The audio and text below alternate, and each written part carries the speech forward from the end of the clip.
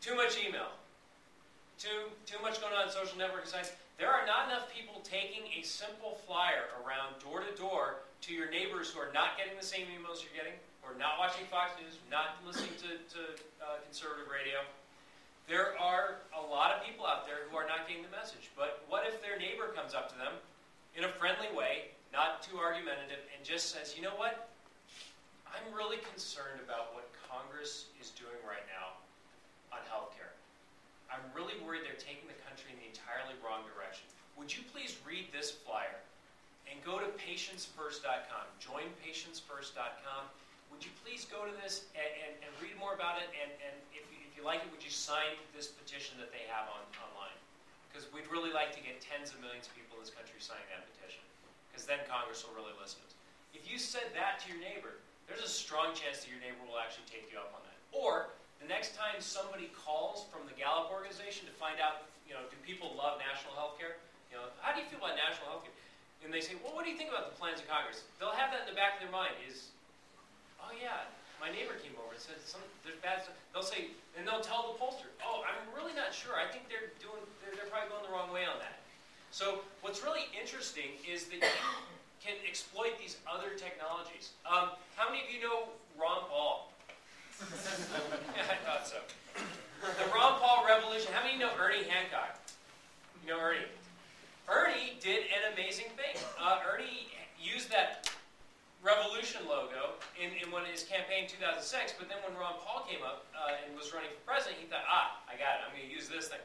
So Ernie creates this stencils this message onto large bed sheets, and then hangs this thing off of freeway overpasses, and creates this buzz about Ron Paul. And pretty soon, Ernie is taking this stencil around the country and telling other people in other cities how to create the Ron Paul revolution message, and how to, pretty soon it's on Facebook and YouTube and everything. That's an amazing thing for one guy to do. One guy in a small group of helpers really created that whole buzz, and Ron Paul went from being a marginal candidate to being a marginal candidate. But he was a marginal candidate you had heard of, right? And there's tons of you probably in this room right now because of Ron Paul, because he gave you didn't quite trust the Republicans. There's big problems with Democrats, but you didn't trust the Republicans. But this guy, Ron Paul, had a different message. And Ernie helped create the buzz on that message. The last thing I want to say is about messaging. And the big thing is to remember that you all are mostly libertarians in this room. You do not think like everybody else in the country. All your neighbors. In fact, no, I mean literally, you do not just that you have different ideas about government. You may not actually even think the same way. Have you ever taken a Myers-Briggs test? Just take a Myers-Briggs test. Okay. Let's ignore extrovert and introvert. Those are categories of thinking, and this is whether you're on time or not. Whether you, I don't know. I'm heavily on the not on time part. These two parts are intuitive versus sensitive. I'll explain briefly. Intuitive is a big picture, as I interpret it. It's a big picture thinker. If I show you a graph of supply and demand, and I do it for the bean market, and I tell you, you know what? If government sets a price ceiling, prices cannot go up further than this, in the bean market, you're going to get a shortage. I'll show you that simple graph. It'll take 2 minutes. And if you're a big thinker, you'll get that, and you will immediately apply it to healthcare. You will understand that if the government subsidizes healthcare with tons of money, that they're going to create higher prices. And then when the government tries to limit, the only way it can control that thing is that the government's going to put a price cap on that, and they're going to create shortages. If you're an intuitive thinker, you'll get that. We'll be done in 5 minutes. It'll be over. Unfortunately, there's the other type of thinker who is a case-by-case thinker, and they're very necessary to make the world work because they actually pay attention to details. They're very important to make the world work, but you know what? They don't think like we do. You show them that for the bean market, they might understand that works for the bean market. But they will not immediately understand that that's exactly what the left is trying to do with healthcare. They won't get it. That's a large part of why you need think tanks. These guys put out studies. The NIC study is actually big and new and has a lot of stuff to it. But a lot of the stuff we do, they do on the economic side, a lot of what Cato does, it's the same study over and over. It's, you know what, if you try to put a price cap in this market, whatever the market is of the day, whatever we're talking about, healthcare, French fries, whatever it is, you're going cap and trade. If you create a cap, you're going to create a shortage. And they have to do this study over and over and over again. Part of it, so what I'm saying to you is just be aware that you may have to be patient with people, and you may have to explain the same thing over and over, unfortunately, because a lot of people aren't going to get it. On the thinking and feeling, this is another one, and I'll just end it here.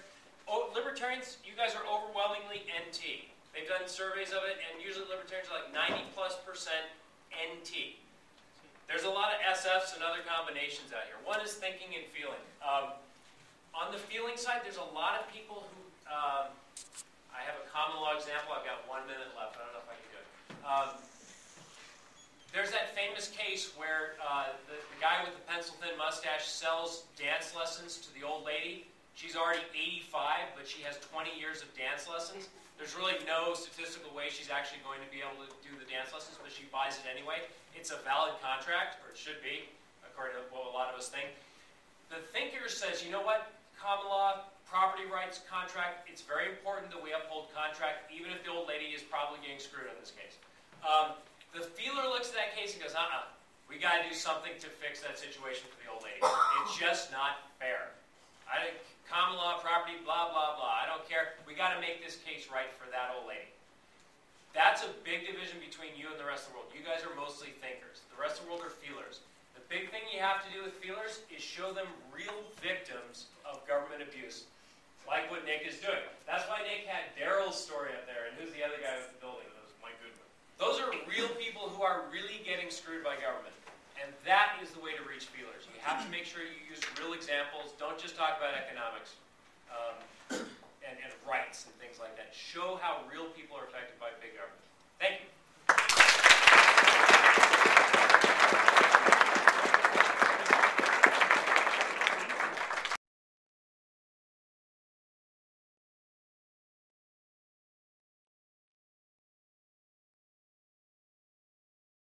Sunset and sunrise provisions that you're wanting to implement, who would sort of enforce those? Is it a court that's going to say this provision, you can't prove that this provision is necessary, or is it just more bureaucrats saying this provision is not necessary? You got it. I think the only way to make it effective is to make it a private right of action, meaning if ordinary citizens would enforce it. Now you got two choices on doing that. You can either combine them or do one or the other. You can either have laws say that if you didn't actually have a need for this regulation, it's void, and therefore let the citizen use it as a defense and put the burden on, say if he's being prosecuted under a regulatory scheme, you can put the burden on the city to prove that this really was a necessary regulation that met the sunrise or sunset criteria. That's one way to do it, make it reactive and defensive. Another way to do it is to do what my boss does. And you could put a private right of action that would allow citizens to directly sue the city for promulgating laws that did not comply with these criteria, which would be, common sense criteria, that pretty much anyone should agree that any regulation should meet. Does it have an objective? You quantify it. How do we know when we reach the objective? Is there an alternative that could have been used? Is this a better alternative than the alternative that we could have used? Just basic principles like this that then you could sue to force the government to prove its case on. Or you could combine the two and have a double layer of protection. I'm finding, though, truthfully, I've actually been engaged in an effort to reform Scottsdale's charter.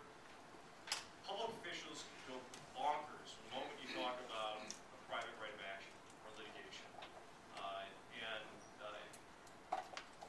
The reason why is that, lawyers and litigation gets a bad rap.